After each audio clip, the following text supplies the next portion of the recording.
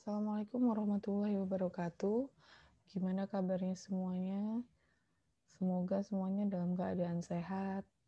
Kemudian sehingga kita bisa belajar bersama di sini ya. Pada pertemuan hari ini, saya akan menggabungkan pertemuan keempat dan kelima supaya apa? Supaya saya menggunakan video ini supaya teman-teman bisa lebih jelas lagi mengenai DFD. Kita lanjut aja langsung. Pengertian dari DFD. DFD itu sering kita sebut data flow diagram atau diagram arus data bahasa Indonesianya ya. DFD itu apa sih? DFD itu adalah sebuah diagram yang berisi simbol-simbol untuk menggambarkan arus dari data sistem yang digunakan untuk memahami secara logika, terstruktur, dan jelas. Ada pengertian lain yang mengatakan bahwa DFD adalah suatu modeling tools yang memungkinkan sistem analis menggambarkan suatu sistem sebagai suatu jaringan kerja proses dan fungsi yang dihubungkan satu sama lain oleh penghubung yang disebut dengan alur data. Penghubungnya alur data. Nah, menurut buku Jogianto Hartono tahun 2005 halaman 701, pengertian dari DFD adalah diagram yang menggunakan notasi simbol untuk menggambarkan arus data sistem. Teknik dasar membuat DFD ada dua, yaitu menurut teknik Gen atau Serson dan teknik Jordan atau DeMarco. Perbedaannya apa? Perbedaannya hanya pada simbolnya saja. Kalau prinsip kerjanya keseluruhannya sama, hanya penggambaran simbolnya saja yang berbeda. Yang pertama ada entitas, kemudian ada proses, bentuknya seperti ini, kemudian ada alur data, dan ada data store atau penyimpanan data, atau nantinya ini akan menjadi sebuah tabel. Ini yang teknik Serson. Yang kedua adalah teknik Jordan atau DeMarco. Penggambaran simbolnya seperti ini. Perbedaannya dengan teknik sebelumnya adalah nama pada prosesnya dan data store-nya saja. Ini bedanya. Nanti kalian mau memilih yang mana terserah, karena pada prinsip kerjanya itu sama. Hanya perbedaannya hanya di penggambarannya saja pada simbol atau notasinya. Nah, kemudian kita akan membahas lagi apa yang dimaksud dengan entitas, apa yang dimaksud dengan proses, alur data, dan data store. Entitas bisa berupa orang, organisasi, atau sistem lain yang berada pada lingkungan luar sistem. Entitas ini memberikan input atau menerima output dari sistem. Entitas ini sering kita sebut terminal juga bisa ya. Jenis entitas atau terminal ada dua, yaitu terminal entitas source atau terminal source, merupakan entitas yang menjadi sumber, dan entitas sink merupakan entitas yang menjadi tujuan datanya. Pedoman pemberian nama entitas harus kata benda. Kemudian terminal atau entitas tidak boleh memiliki nama yang sama, kecuali memang objeknya sama gitu ya. Ini saya contohkan dosen dan keuangan. Kemudian proses menggambarkan tugas baik manual maupun otomatis. Bagian yang mengubah input menjadi output. Pedoman pemberian nama pada proses yaitu harus kata kerja diikuti kata benda. Contohnya, input itu kan kata kerja, member kata benda. Cetak nilai, cetak kata kerja, nilai kata benda. Tidak boleh menggunakan kata proses. Kenapa? Karena notasi atau gambar Simbol lingkaran itu sendiri sudah disebut dengan proses. Nanti jadinya double deskripsi ya, kalau proses, atau nanti 1.0 proses input member, padahal lingkaran itu sendiri sudah proses gitu. Tidak boleh ada proses yang sama. Wajib menyertakan nomor secara berurutan. 1.1, 1.0, 1.0, 1.2, 1.3 itu untuk diagram rincinya ya. Kalau untuk prosesnya sendiri secara garis besarnya yang pertama kepalanya itu 1.0, 2.0, 3.0 seperti itu. 4 kemungkinan komponen proses. Bisa 1 input, 1 output. Ini gambarnya seperti ini. Kemudian ada sebentar.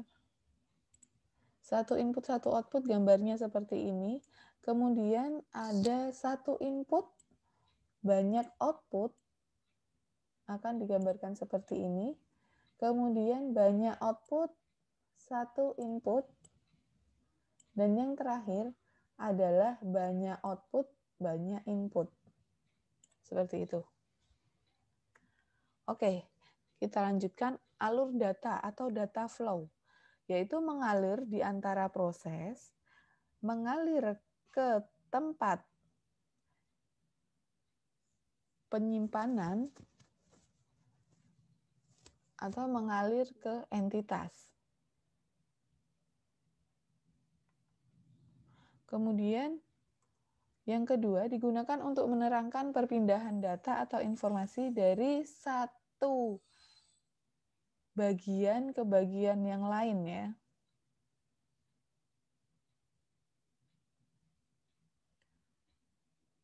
Kemudian, data yang mengalir lebih dari satu. Itu pengertian atau penjelasan tentang data flow. Pedoman pemberian nama pada alur data yaitu ditulis dengan lengkap. Jika lebih dari satu, maka dihubungkan dengan underscore. Hindari kata data dan informasi dalam pemberian data. Artinya, kita menghindari pemberian kata tersebut. Kenapa? Karena tanda panah itu sendiri itu sudah deskripsinya yaitu data, alur data. Jadi nanti bisa double deskripsi gitu ya. Alur data, data hadir misalnya seperti itu.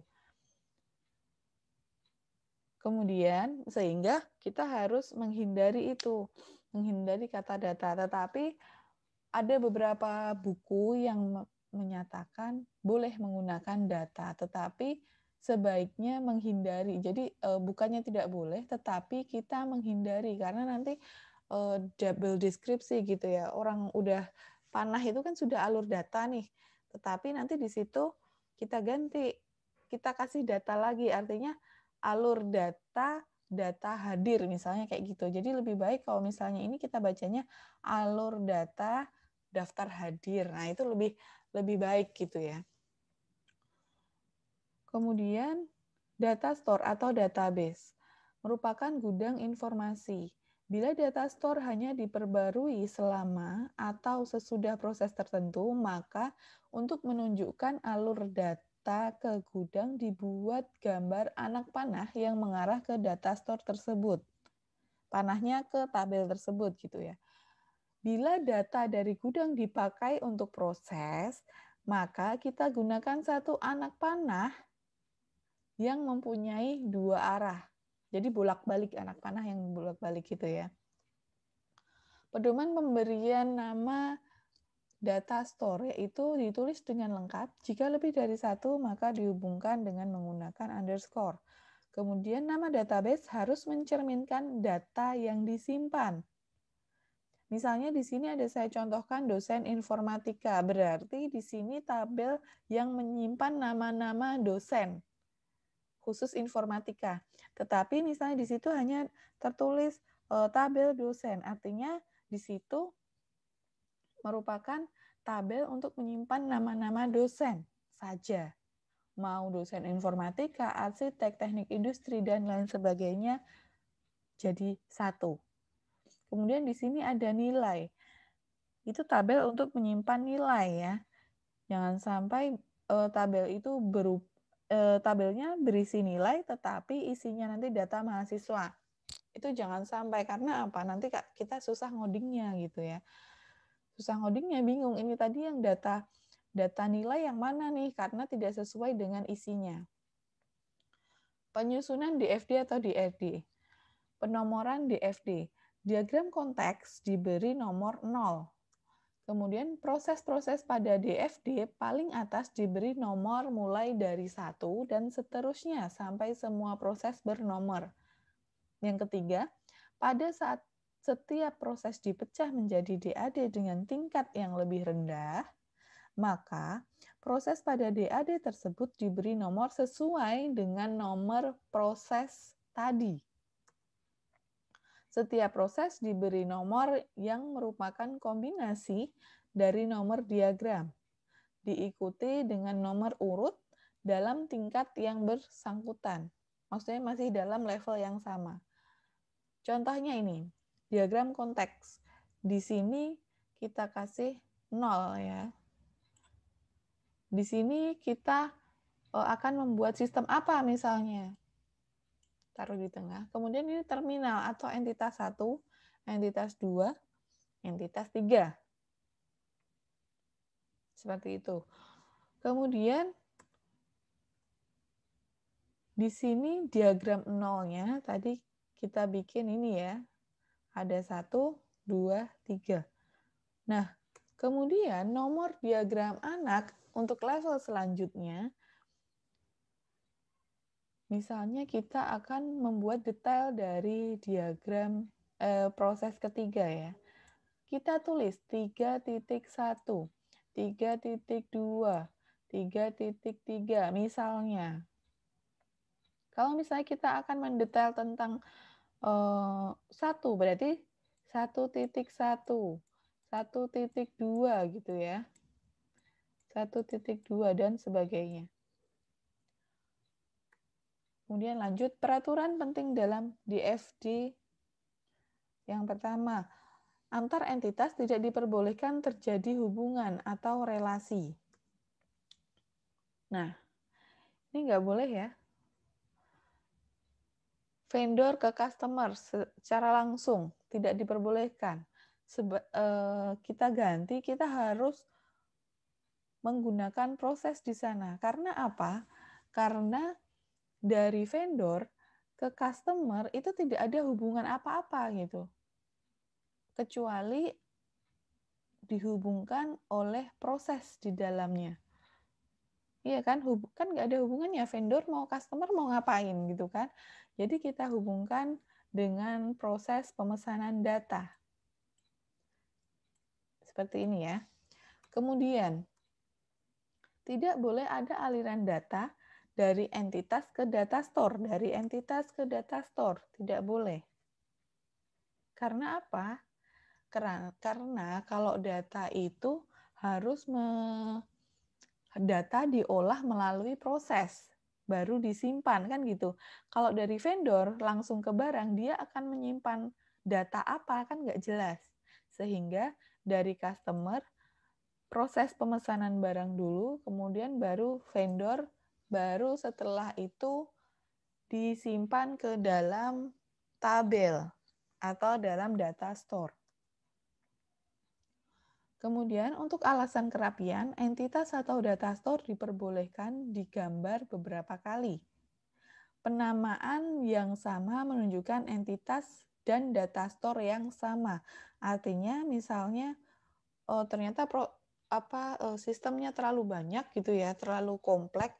Jadi supaya nggak nggak ketimpa-timpa, itu bisa ditambahkan data store tetapi dengan nama yang sama gitu ya. Misalnya dia menuju ke tabel nilai, berarti nanti misalnya di bawah mau ditulis lagi, dia menuju ke tabel nilai lagi. Jangan diubah misalnya nilai 1, nilai 2, jangan ya. Karena apa? Karena itu menandakan bahwa masih disimpan di tabel yang sama gitu. Kemudian 4, satu aliran boleh mengalirkan beberapa data. Misalnya seperti ini, dari customer ke pemesan barang, melakukan pemesanan barang, apa yang dipesan yaitu pemesanan barang, retur barang, dan pembayaran order. Ini diperbolehkan ya. Diperbolehkan. Kemudian bentuk aliran data boleh bervariasi. Semua objek harus mempunyai nama. Aliran data harus selalu diawali dan diakhiri dengan proses. Semua aliran data harus mempunyai tanda arah. Ini ya, harus ada panahnya, jangan sampai putus, nggak ada panahnya gitu. Nah, jangan sampai ya. Nah, kemudian tugas 4, buatlah diagram kontak untuk sistem informasi penjualan pada minimarket dengan entitas, keuangan, karyawan, supplier, konsumen, dan manajer. Ini jawabannya ya. Oke, kemudian kita lanjut ke materi kelima, yaitu tingkatan DFD atau DAD. Ini pengertiannya dari materi yang keempat kemarin. Kemudian tingkatan DFD yaitu yang pertama tingkatan diagram konteks level 0. Kemudian diagram 0 itu level 1. Diagram 1.0 atau diagram rinci itu level 2. Diagram konteks atau level 0 terdiri dari satu proses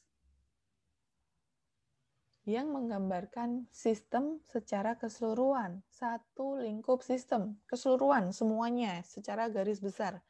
Level tertinggi dari DFD, diagram konteks itu merupakan level tertinggi dari DFD. Kemudian diagram 0 atau level 1 merinci sistem menjadi proses-proses yang dilakukan. Jadi dari yang proses paling awal tadi, kemudian kita di dalamnya itu terdapat proses apa aja, itu kita rinci di diagram 0 atau level 1. Kemudian diagram disusun berdasarkan urutan proses pada sistem, yaitu diagram, misalnya tadi dari proses kita akan membuat sistem informasi untuk apa ya tadi ya, penjualan. Nah, itu di dalamnya terdapat proses apa aja di sana. Setelah itu diagram 1.0 atau diagram rinci level 2, yaitu gambaran lebih terperinci dari dari diagram level 0 tadi. Atau level 1 gitu ya. Oke, kemudian perbedaan antara level DFD. Yang pertama, DFD level 0 menggambarkan secara basic keseluruhan sistem. Kemudian yang kedua menjelaskan aliran data dari input sampai output. Yang ketiga menggambarkan aliran data yang lebih kompleks pada setiap prosesnya yang kemudian terbentuklah data store dan aliran data. Nah, kemudian perbedaannya adalah menggambarkan sistem keseluruhan secara mendetail. Dan yang kedua, DFD level 2 merupakan rincian atau penjabaran dari DFD. Penomoran proses, sebentar.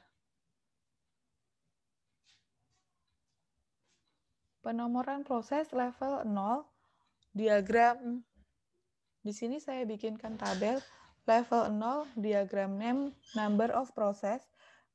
Level 0-nya disebut dengan diagram konteks. Di situ cuma ada satu proses ya. Kemudian level 1-nya, namanya adalah diagram 0. Diagram 0 itu number prosesnya 1.0, 2.0, 3.0. Kemudian level name-nya level kedua yaitu diagram 1.0. Namanya ya bisa, kalau misalnya dia merupakan penjabaran dari proses pertama berarti diagram 1.0. Di sana prosesnya ada 1.1, 1.2, 1.3, dan lain sebagainya. Kemudian, dalam satu level, sebaiknya tidak boleh lebih dari 7 buah proses, dan maksimal 9 proses gitu ya. Jika lebih, harus dilakukan dekomposisi atau pemecahan lagi secara lebih terinci. Kemudian balancing. Balancing itu adalah keseimbangan dalam penggambaran levelisasi DFD yang perlu diperhatikan.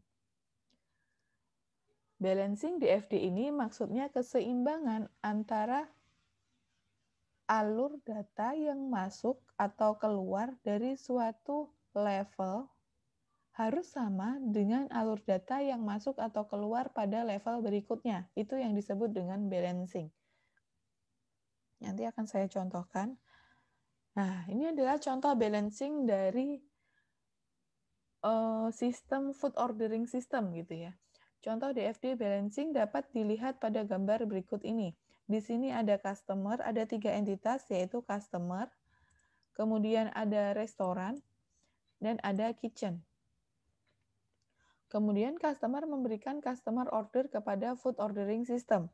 Kemudian di sana akan ada output menuju ke 3 entitas ini, yaitu receive, food order, dan manajemen report. Seperti itu, artinya ada inputan dan ada keluaran yang sama. Misalnya di sini kan ada tiga entitas ya.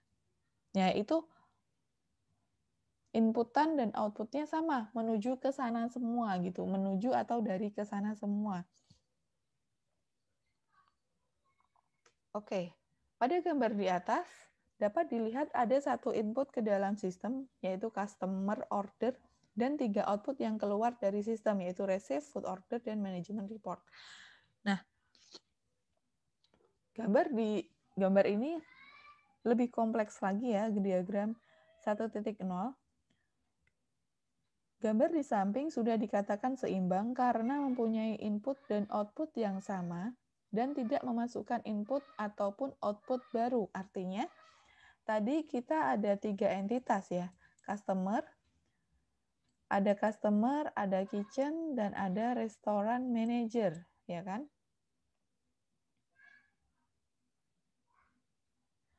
Nah, di sini ada proses-proses yang lebih detail lagi dari sistem food order system tadi. Ada 4 proses. Receive and transfer customer food order, kemudian update goods sold file, kemudian update inventory file, dan yang keempat adalah produce management report. Artinya di sini tidak memasukkan, kenapa balance, tidak memasukkan entitas lain gitu. Tetap 3 entitas ini yang dipakai. Gambar di samping sudah dikatakan seimbang karena mempunyai input dan output yang sama dan tidak memasukkan input atau output baru. Kemudian unbalancing, artinya seperti ini. Di sini tadi konteks diagramnya ada A, kemudian ada B gitu ya. Sing itu tadi entitas tujuan. Nah, di sini source-nya hanya A, tetapi di level berikutnya ada source kedua. Dalam diagram konteks mempunyai satu inputan, yaitu A, dan satu keluaran, yaitu B. Sedangkan pada diagram level 0, ada penambahan inputan baru, yaitu C. Berarti, DFD tersebut dapat dikatakan tidak seimbang. Tidak seimbangnya karena apa? Karena ada inputan lain. Di mana yang diagram konteks di sini tidak ada, gitu. Ya, jadi seperti itu. Kemudian contoh studi kasus sistem informasi penyusunan skripsi. Nah, di sini saya akan deskripsikan sebuah kasus. Ini kasusnya bisa dibaca terlebih dahulu. BAK Unindra merancang sebuah sistem informasi untuk pelayanan penyusunan skripsi bagi mahasiswanya dengan bantuan data nilai yang ada. BAK mengumumkan daftar nama mahasiswa yang sudah berhak menyusun skripsi. Bisa dibaca ya, nanti slide-nya bisa saya bagikan. Nah, kemudian langsung aja step pertama, tentukan entitasnya. Ada berapa entitas dalam sistem tersebut? Kemudian siapa saja yang akan menjadi entitas. Yang ketiga, gambarkan entitas dengan mulai menggambarkan diagram konteks. Nah, deskripsi kasusnya, dari deskripsi di atas buatlah diagram konteks dan diagram nol. Dari kasus tersebut, di sini ada 4 entitas, yaitu BAAK, mahasiswa, prodi, dan dosen pembimbing, gitu ya. Nah, setelah itu, diagram konteksnya seperti apa? Saya akan gambarkan sistem informasi pelayanan penyusunan skripsi. Di sini ada 4 entitas pada kasus ini ya, otomatis kalau kasus lainnya mungkin akan lain gitu, pasti akan lain, entitasnya akan lain. Ada BAK, prodi, mahasiswa, dan dosen pembimbing. Diagram konteksnya.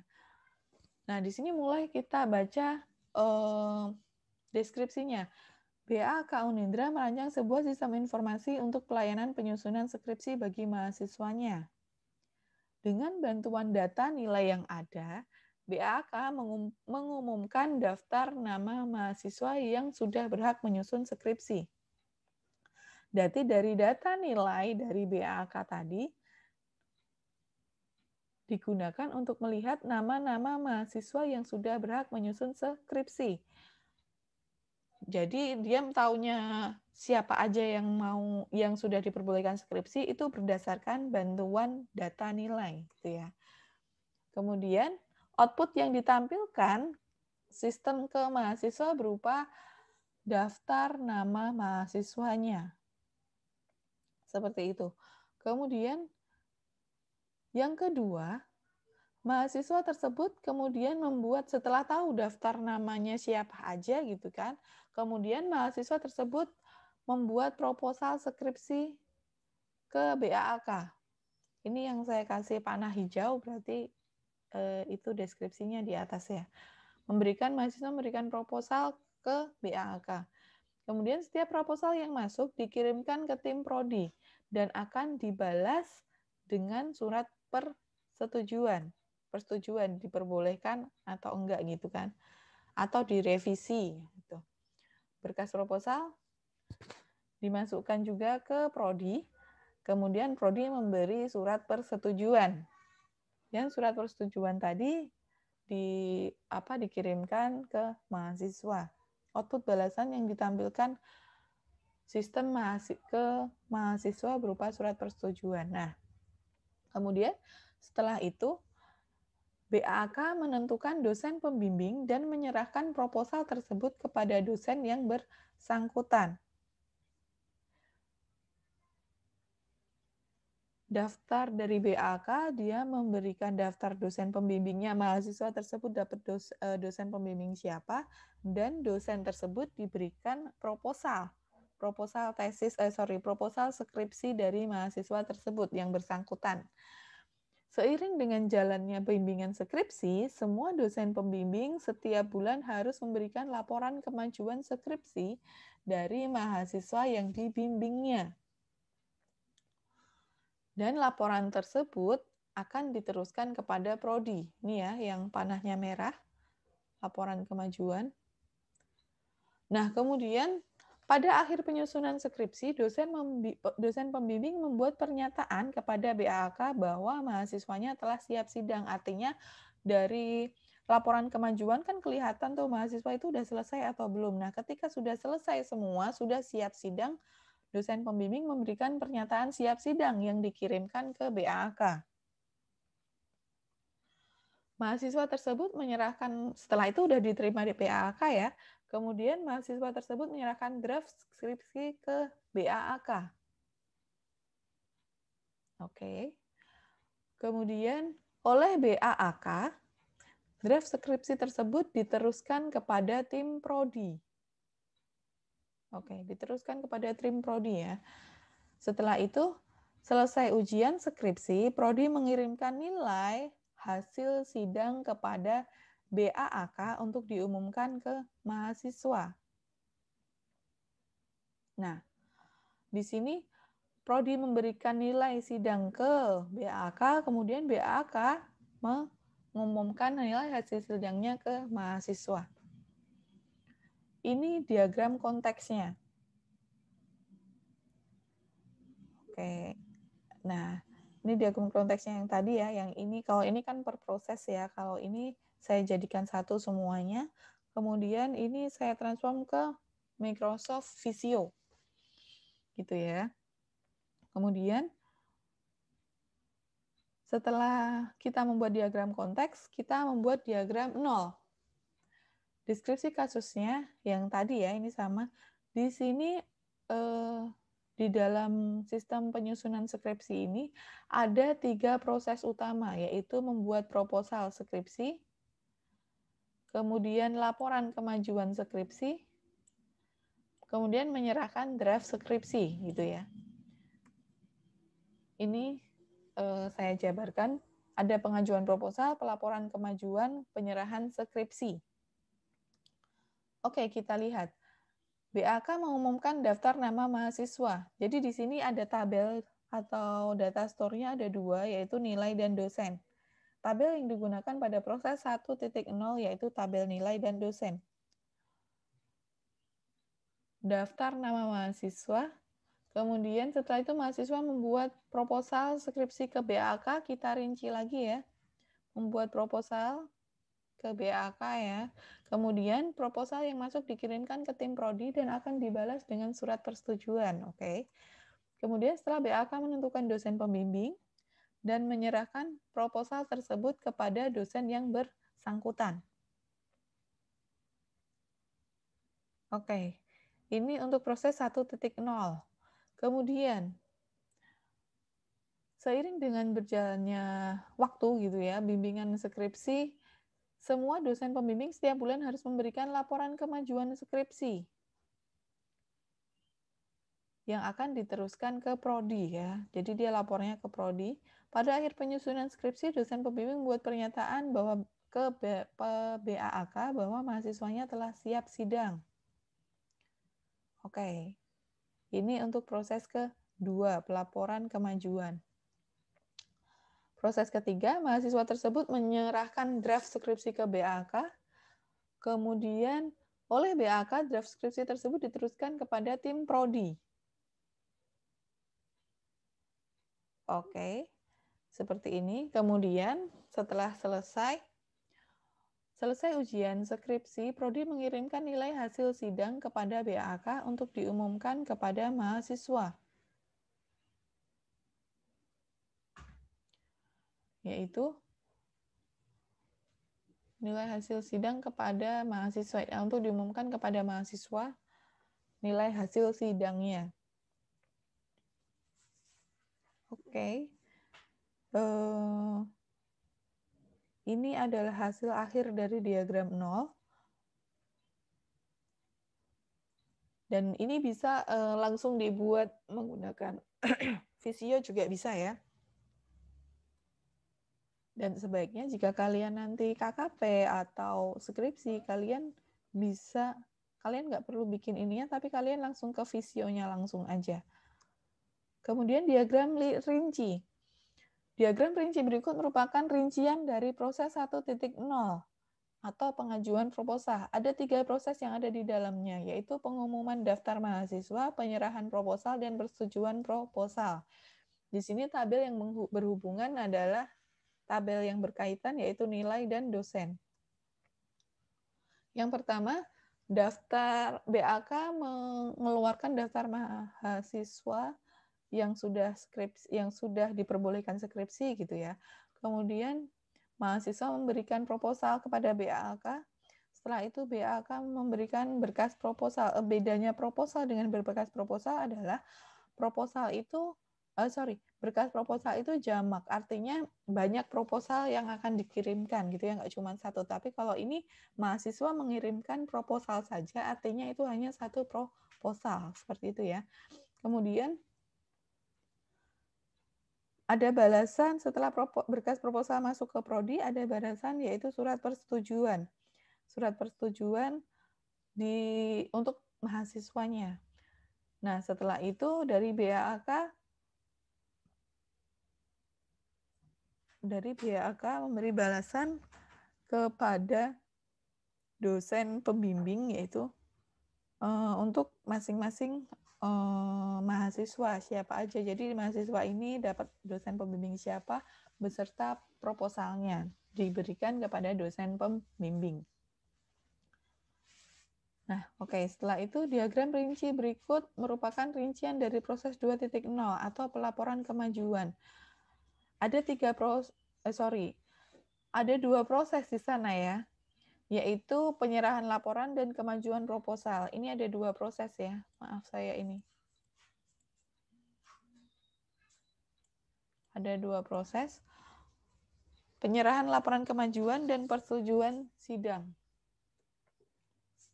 Pertama, dosen pembimbing melaporkan kemajuan mahasiswanya ke prodi gitu ya. Kemudian setelah itu dosen pembimbing setelah selesai semua konsultasinya, kemajuan mahasiswanya, dosen pembimbing melakukan pernyataan siap sidang, masuk ke proses persetujuan sidang. Ini ya, ke persetujuan sidang. Kemudian pernyataan siap sidang masuk ke BAK. Setelah itu 3.1 penyerahan draft skripsi. Di sini ada dua, maaf ya, ini ada dua.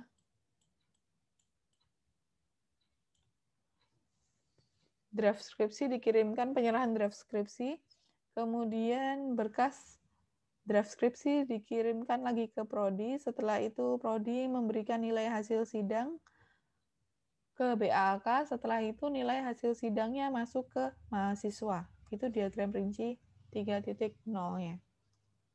Oke, alhamdulillah semua materinya sudah kita pelajari bersama. Kemudian jika ada yang mau ditanyakan, silahkan ditanyakan melalui WA group gitu ya. Kemudian insya Allah kita akan ketemu lagi di pertemuan berikutnya. Assalamualaikum warahmatullahi wabarakatuh.